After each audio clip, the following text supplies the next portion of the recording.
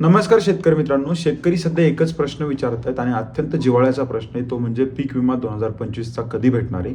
आपल्याला माहिती आहे राज्य सरकारचं जे पोर्टल बंद पडलेलं होतं, जे कृषी विभागानं सांगितलेलं होतं 1 ते 8 दिवसात चालू होईल, ते चालू झालं आहे का? आणि मित्रांनो जे कालचं बजेट होतं केंद्राचं, त्यामध्ये पीक विम्यासाठी किती निधीची तरतूद करण्यात आलेली याबद्दल मित्रांनो सविस्तर माहिती या व्हिडिओच्या माध्यमातून बघणार आहेत. सो व्हिडिओ अत्यंत महत्त्वाचा आहे, जेणेकरून तुम्हाला पीक विम्यासंदर्भात सगळी माहिती मिळेल मित्रांनो. सो व्हिडिओ शेवटपर्यंत बघण्याचा प्रयत्न करा. आपल्याला माहिती मित्रांनो, राज्य सरकारकडून टेक्निकल डील म्हणजे स्वयंचलित हवामान केंद्र असतील किंवा जे पीक कापणीचे प्रयोग असतील मित्रांनो, याची सगळी माहिती असते, याच्या याद्या असतात. हा सगळा डेटा मित्रांनो राज्य सरकारकडून तयार करण्यात आलेला आहे. तो डेटा पूर्ण देखील झालेला आहे मित्रांनो. आणि पीक विम्याची तारीखसुद्धा आपल्याला माहिती आहे, 15 ते 20 तारखेपासून पीक विमा हा नियमानं भेटायला सुरुवात व्हायला पाहिजे होती. पण मित्रांनो केंद्र सरकारला राज्य सरकारने हा डेटा पूर्ण पाठवण्यात आलेला आहे. पण काही प्रॉब्लेम आहेत मित्रांनो, जे आपण याआधी पण बघितले होते आणि सगळे शेतकरी विचारत होते. त्यामुळे परत एकदा मित्रांनो तुम्हाला मी सांगणार आहे की नेमके प्रॉब्लेम काय आहेत. तर मित्रांनो, केंद्र सरकारचं NCIP नावाचं पोर्टल असतं, ज्याला आपण म्हणतो नॅशनल क्रॉप इन्शुरन्स पोर्टल. यामध्ये मित्रांनो हे पोर्टल काय करतं, तर पीक विम्याचं नियोजन असेल, पीक विम्याचं वाटप करणं असेल, किंवा मित्रांनो जे डॉक्युमेंट्स असतात त्याची पडताळणी करणे म्हणजे व्हेरिफिकेशन करणे, पैसे किती जमा झाले, कोणाची जमा व्हायची राहिली, त्याची सगळी माहिती मित्रांनो या NCIP पोर्टलमध्ये असते. सो मित्रांनो हे जे पोर्टल आहे याबद्दल ही माहिती. त्यानंतर मित्रांनो 2025मध्ये आपल्याला माहिती आहे UFSI हे देखील आहे. याला आपण म्हणतो युनिफाईड फार्मर सर्व्हिस इंटरफेअर्स. यामध्ये मित्रांनो काय होत असतं, जे आपल्या शेतीची माहिती असते म्हणजे महाभूलेखची माहिती असते, किती क्षेत्र आहे. त्यानंतर मित्रांनो ई पीक पाहणी जी आपण केलेली असते, ई पीक पाहणीमध्ये आपण काय करतो मित्रांनो, आपली जे शेतात जे पीक आहे त्याची माहिती मित्रांनो आपण देत असतो. सो ही सगळी माहिती म्हणजे शेतजमिनीची माहिती आणि जे ई पीक पाहणीची माहिती मित्रांनो, ही सगळी या UFSI पोर्टलला सेव्ह होत असते.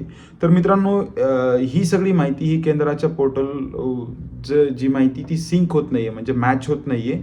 आणि राज्य सरकारचं जे पोर्टल आहे ते पुश करते मित्रांनो, पण केंद्र सरकारच्या पोर्टलकडून ते पुल होत नाही, म्हणजे ॲक्सेप्ट होत नाही आहे. सो हे दोन पोर्टलचे प्रॉब्लेम येतं. त्यामुळे मित्रांनो पीक विमा आहे हा लांबत चालला आहे. यामध्ये मित्रांनो आपल्याला माहीत असेल बँक खाते व्हॅलिडेशन म्हणजे जे बँक खाते असतात त्याची तपासणी असेल आणि नवीन प्रोटोकॉल सुरू करण्यात आलेला आहे. आणि मित्रांनो हे जे सगळे खाते येतं हे NPCI कडून सगळं चेक केलं जातं मित्रांनो, म्हणजे नाव असेल, खातं असेल.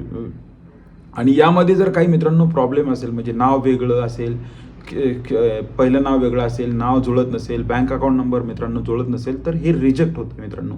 आणि हे रिजेक्ट होत असल्यामुळे हे जे दोन पोर्टल आहेत मित्रांनो, हे दोन पोर्टल चालत नाही येतं, किंवा राज्य सरकारकडून जो डेटा पाठवलेला आहे तो केंद्र सरकारचं पोर्टल ॲक्सेप्ट करत नाही. त्यामुळे मित्रांनो पीक विमा भेटायला मुळात उशीर होतोय. आणि आपल्याला माहिती आहे यानंतर मित्रांनो PFNS ही जी एक प्रणाली असते, यामध्ये मित्रांनो याला आपण म्हणतो फायनान्स मॅनेजमेंट सिस्टीम. यामध्ये मित्रांनो याचं जे नवीन व्हर्जन आहे, यामध्ये राज्याने जे पैसे जमा केलेले आहेत मित्रांनो, ते म्हणजे राज्य सरकारने जे पैसे पीक विम्याचे असतात ते जमा केलेले आहेत. पण हे पैसे मित्रांनो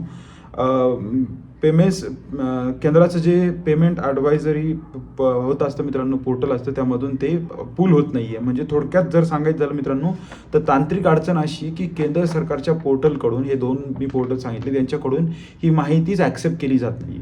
त्यामुळे मित्रांनो वेळेत पीक विमा भेटत नाही आहे. आपल्याला माहिती आहे आता यानंतर मित्रांनो ही झाली टेक्निकल माहिती, जी तुम्हाला सांगणं खूप गरजेचं होतं, कारण की शेतकऱ्यांना देखील माहीत व्हायला पाहिजे की सगळे शेतकरी कमेंट करतात पीक विमा काय येत नाही.